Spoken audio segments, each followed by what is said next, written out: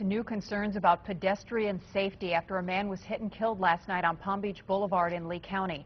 Florida DOT says in 2000 this road was one of the most dangerous in the state for pedestrians. Years later, medians were installed to give people a place to stop while crossing the street.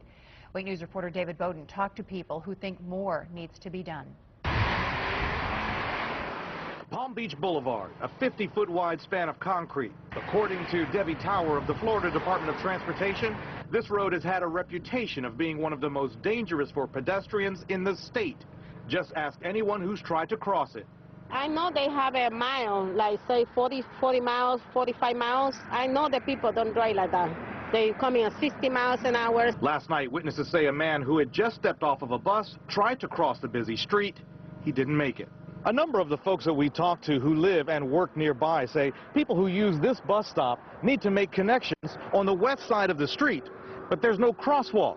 So to get there from here, you have to walk and wait and walk some more. It's more than 1/10 of a mile to go to the nearest crosswalk. Wait for the light to cross, then make your way back, just shy of a quarter mile.